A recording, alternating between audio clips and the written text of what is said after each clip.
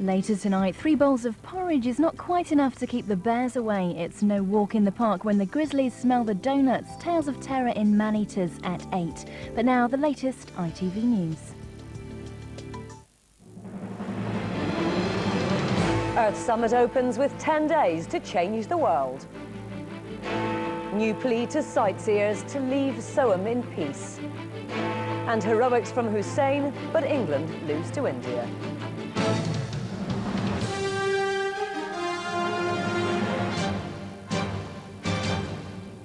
The ITV News with Andrea Catherwood.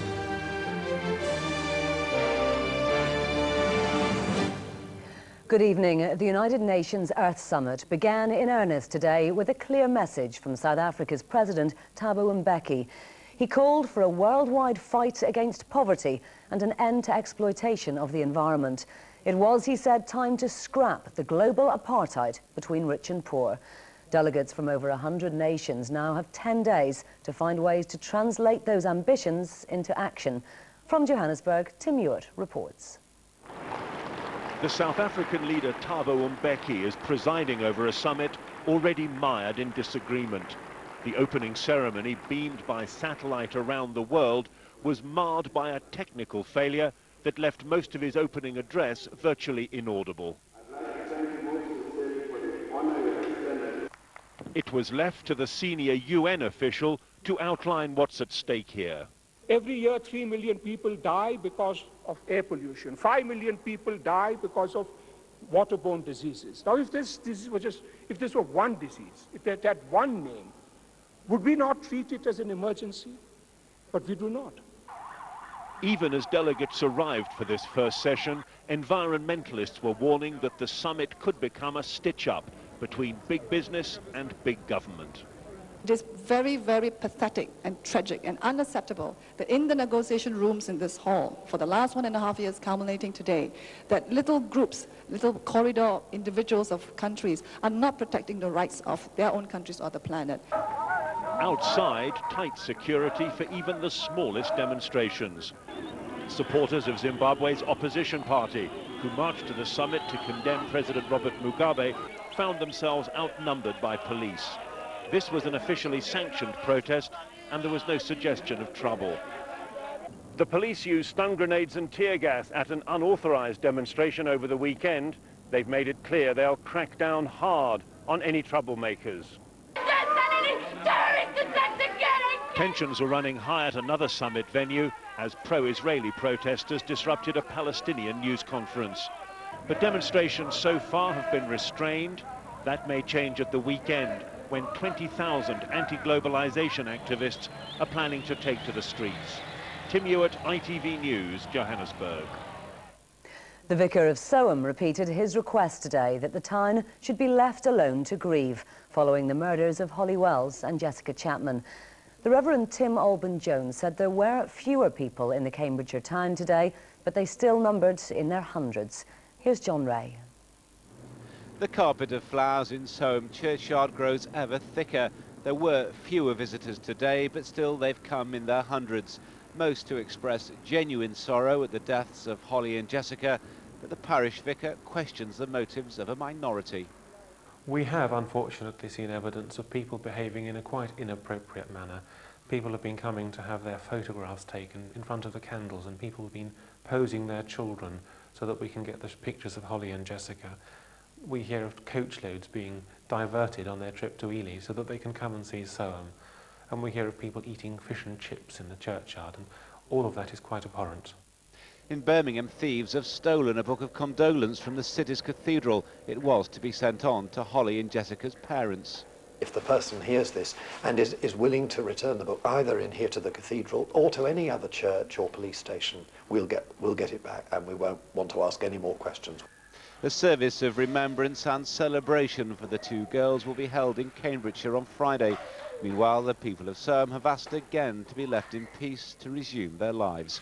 John Ray, ITV News. 14 people were injured today when a tourist train carrying railway enthusiasts hit the buffers at a station on the Essex coast. The train had been travelling at 10 miles an hour when the accident happened at Walton-on-the-Naze. The worst injuries are thought to have been fractured ribs and a broken leg. The train had been on its way from Crewe to Clacton. 5 people were arrested after hundreds of revellers at a music festival in Leeds went on the rampage earlier this morning. The violence began when police and security staff at the Leeds Carling Festival moved in because 2 temporary toilets had been set on fire. Police say bottles and debris were hurled at officers, many of whom were in riot gear. Cricket, England were soundly beaten in the 3rd test against India at Headingley today. They began the day hopeful of salvaging a draw, but instead crumbled to a heavy defeat. India's victory by an innings and 46 runs mean the test series is now level on 1-1 with a match to play. Harry Fawcett reports. England's old stagers started in the same positive vein as they'd left off last night. All hopes rested with a long partnership from Alex Stewart and Nasser Hussain, and when the England captain went on from his overnight 90 to clinch his 12th Test 100, the signs were good. But then came a traumatic 10-ball spell. First Hussain, and then Flintoff fell, his 2nd duck of the match. Then it was Stewart's turn, out to a sharp catch by Davies at first slip. England were reeling on 267 for 7. A brief flicker of resistance followed from Tudor and Giles. But when the latter was sent back too late by his partner, any lingering hopes of a draw were extinguished. Tudor soon followed Giles back to the pavilion, caught by Sehwag at short leg, his 6th catch of the match. Anil Kumble, India's best bowler today, delivered the coup de grace, getting Andy Caddick caught at slip. India go into the deciding Oval Test match on a high. England with some hard work to do. Harry Fawcett, ITV News. Football. Portsmouth lead the Nationwide League's First Division this evening after a 1-0 win against Grimsby. In today's televised match, Coventry City missed the chance to join them at the top after being beaten 5-2 at Watford. Danny Webber, on loan from Manchester United, set up the first 2 goals for the home side before scoring the 3rd himself. Finally, thousands of people crammed into the streets of West London this afternoon to enjoy the sights and sounds of the Notting Hill Carnival. The highlight of the day was the main procession with its scores of costumed dancers and decorated floats. John Draper joined the partygoers. Appropriately enough, in Golden Jubilee year, the colour gold was splashed all over the carnival costumes and floats. And the theme of people from across the Commonwealth coming together was popular too. After 37 years, the Notting Hill Carnival has moved on from being a specifically West Indian event in London to becoming one of the great street festivals of the world. Jamaican Carnival is quite young. It's mainly for Jamaicans and people in the Caribbean, but this one is a multinational event. People from all over the world. Having a lovely time, thank you. It's fantastic. By general acclaim, it was one of the best organised carnivals ever. The Carnival Trust and police have changed the route and put in more barriers. It still snakes its way around West London, but public safety is an absolute priority. 10,000 police are on duty here. Feeding all those people is pretty important too.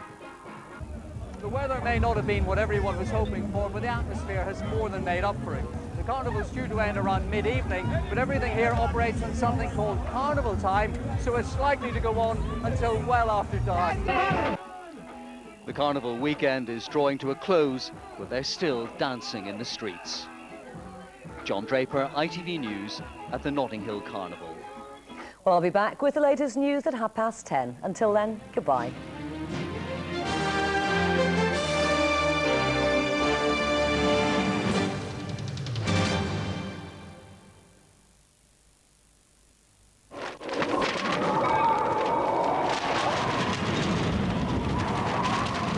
Powergen, controlling energy for homes and business.